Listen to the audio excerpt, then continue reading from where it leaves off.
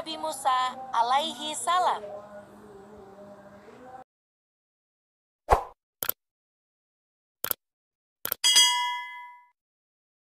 Saat itu, Mesir dipimpin oleh Raja Fir'aun yang sangat kejam.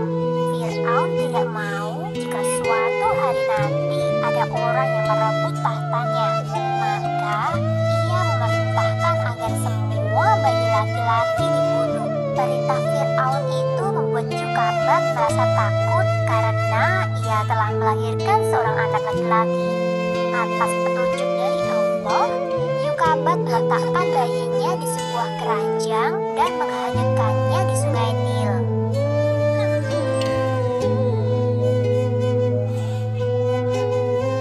Yukabat meminta agar anak perempuannya, Maryam, mengikuti kemanapun adiknya terhanyut. Dan ternyata bayi itu hanyut ke arah istana dan ditemukan oleh para dayang. Mereka lantas menyerahkan bayi tersebut kepada ratu mereka. Istri Fir'aun yang belum dikaruniai anak lantas mengangkat bayi itu sebagai anak. Bayi itu kemudian diberi nama Musa. Musa terus-menerus menangis dan tidak mau menyusu pada dayang istana. Akhirnya sang ratu mencari seorang ibu susu bagi Musa.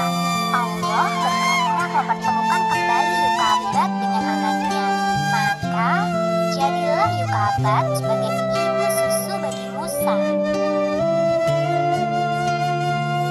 Suatu hari, saat sedang berada dalam pangkuan Fir'aun, Musa kecil tanpa sengaja menarik janggut Fir'aun dengan keras. Ketika itu juga, Fir'aun memerintahkan agar Musa dibunuh. Namun, karena istrinya terus-menerus membujuknya, akhirnya Fir'aun pun mengampuni Musa. Musa dibesarkan dan dididik layaknya putra raja. Namun ketika ia dewasa, ia mulai sadar siapa dirinya. Ia bukanlah anak sang raja, melainkan anak seorang Bani Israel, kaum yang selalu ditindas oleh Fir'aun. Suatu hari, Musa melihat perkelahian antara seorang pemuda Bani Israel dengan pemuda dari suku Hiti atau suku Mesir. Saat hendak melerai, tanpa sengaja, Musa memukul pemuda kaum Hiti itu hingga tewas. Karena kesalahannya itu, Musa diancam dengan hukuman mati. Dengan bantuan dari seorang pengikut Nabi Ibrahim, Musa berhasil melarikan diri. Musa terus berjalan hingga ke kota Madian dan bertemu dengan Nabi Syu'aib. Dalam riwayat lain, Musa bertemu dengan anak saudara Nabi Syu'aib. Kemudian, Musa bekerja pada Nabi Syu'aib. Tak lama kemudian, Musa menikah dengan Syafura, anak perempuan Nabi Syu'aib. Setelah 10 tahun lamanya, Musa berkeinginan untuk pulang ke Mesir. Maka ia pun mengajak istri dan kedua anaknya yang masih kecil. Saat malam tiba, Musa memutuskan untuk beristirahat dan membuat sebuah tenda di padang pasir.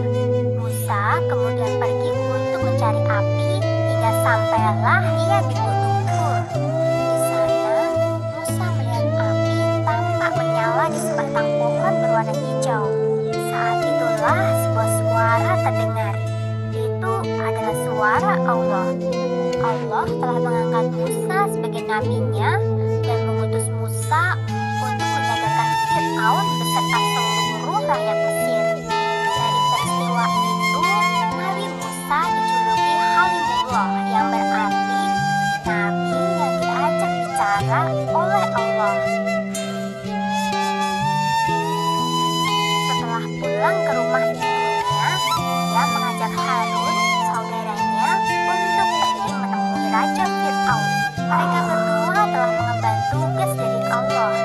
Di dalam istana Fir'aun, Musa beserta Harun dengan lantang menyerukan bahwa mereka adalah utusan Allah dan tiada Tuhan selain Allah. Fir'aun sangat marah mendengar hal tersebut, ia kemudian meminta Musa untuk memberikan bukti bahwa ia benar-benar utusan Allah. Maka Nabi Musa pun menunjukkan mukjizatnya.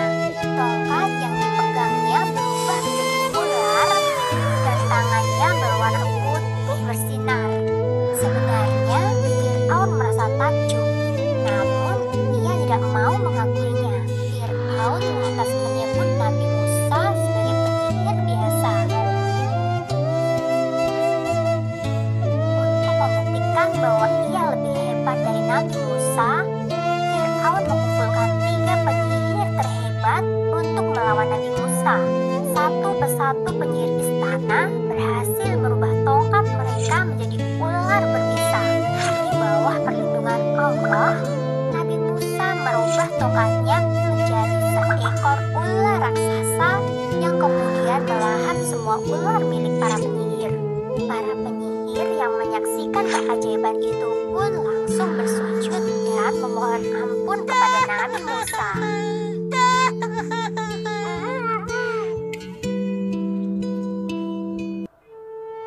Kedudukan Nabi Musa semakin kokoh di masyarakat Mesir.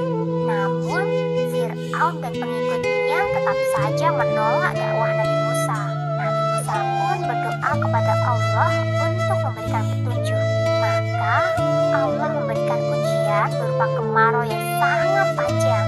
Rakyat Mesir bersama-sama menghadap kepada Nabi Musa dan meminta pertolongan. Setelah bencana itu lewat, masyarakat Mesir kembali ke dalam kemusyrikan. Allah kemudian menurunkan bencana berupa hama belalang. Setelah hama belalang, Allah kembali mengirimkan hama kutu. Dan setelah itu, Allah merubah seluruh air di Mesir menjadi darah. Namun, semua itu tidak menjadikan Fir'aun sadar. Dia justru semakin membenci Nabi Musa. Keinginan Fir'aun untuk membunuh Nabi Musa tak dapat lagi dicegah. Dia kemudian memimpin pasukan besar untuk menyerang Nabi Musa. Dengan bimbingan dari Allah, Nabi Musa dan pengikutnya lari hingga ke tepi Laut Merah. Nabi Musa terjepit antara lautan dan pasukan Fir'aun. Saat itulah Allah kembali memberikan mukjizat kepada Nabi Musa. Dengan pukulan tongkat Nabi Musa, air laut itu langsung terbelah menjadi 2. Terciptalah sebuah jalan bagi Nabi Musa dan pengikutnya. Setelah sampai di seberang Laut Merah, Nabi Musa kembali mengumpulkan tongkatnya. Seketika itu juga, air laut kembali menyatu dan menenggelamkan pasukan Fir'aun. Nabi Musa dan Harun terus memimpin kaum Bani Israel ke arah Palestina. Ketika tiba di kaki Gunung Sinai, Allah kembali berbicara kepada Nabi Musa. Allah memerintahkan Nabi Musa untuk puasa selama 30 malam. Dan Nabi Musa diperkenankan untuk bertemu dengan Allah di puncak Gunung Sinai. Kemudian, Allah meminta Nabi Musa untuk menggenapkan puasanya menjadi 40 malam. Setelah Nabi Musa selesai, Allah memberikan kitab Taurat kepada Nabi Musa, sebuah kitab yang berisi tuntunan kehidupan bagi kaum Bani Israel. Tentang kelahiran Nabi Musa terdapat pada surat Al-Qasas ayat 4 yang berbunyi, "Dan kami ilhamkan kepada ibu Musa, susuilah dia, dan apabila kamu khawatir terhadapnya, maka jatuhkanlah dia ke sungai Nil. Dan janganlah kamu khawatir dan janganlah pula bersedih hati, karena sesungguhnya kami akan mengembalikannya kepadamu dan menjadikannya salah seorang dari para rasul." Tentang kenabian Nabi Musa terdapat pada surat Al-A'raf ayat 103 yang berbunyi, "Kemudian kami utus Musa sesudah rasul-rasul itu dengan bawa ayat-ayat kami kepada Fir'aun dan pemuka-pemuka kaumnya. Lalu mereka mengingkari ayat-ayat itu. Maka perhatikanlah bagaimana akibat orang-orang yang membuat kerusakan."